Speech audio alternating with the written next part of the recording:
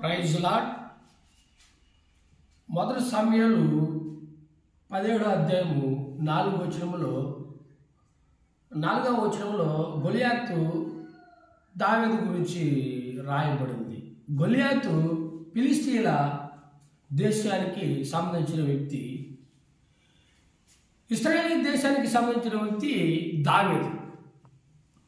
ఈ గొలియాతు అంటున్నాడు, ఏమంటున్నాడంటే, ఇశ్రాయేలు జనాంగంలో మంచి విద్యుసారుడు నేను వచ్చి జయించండి, నేను మీకు దాసులుగా ఉంటాము, లేదంటే మీరు ఓడిపోతే మా ఫిలిష్తీయులకి దాసులుగా ఉండండి.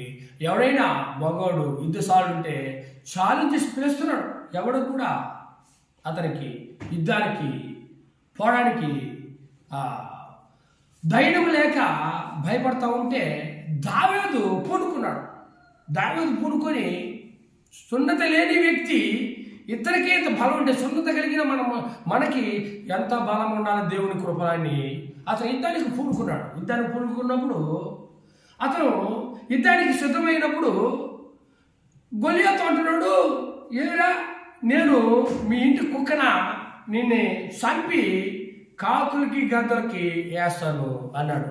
అప్పుడు ఇతను అంటున్నాడు, దావీదు యుద్ధము నాది కాదు యెహోవాదే అన్నాడు. హల్లెలూయా.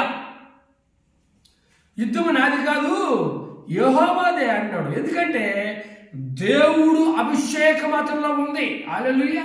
దేవుని అభిషేకము జయిస్తుంది తప్ప సాతాన్ని అది ఓడిపోదు. హల్లెలూయా.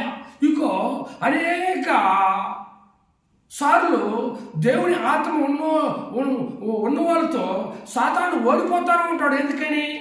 దేవుడు గొప్పవాడు కాబట్టి. సాతానుడు దేవుడికి గొప్పవాడు కాదు కాబట్టి అనేక మార్లు వాడే వెళ్ళిపోతాడు. ఇంకో తర్వాత ఈ సాతానుడు మనం మోసుకొచ్చినప్పుడు యేసు ప్రభుల వారు వచ్చి మన శరీరం ధరించి సాతాను చిచ్చుతో ఓడించి మరలా ఆ విజయాన్ని మనకు చేతికి ఇచ్చాడు. హల్లెలూయా.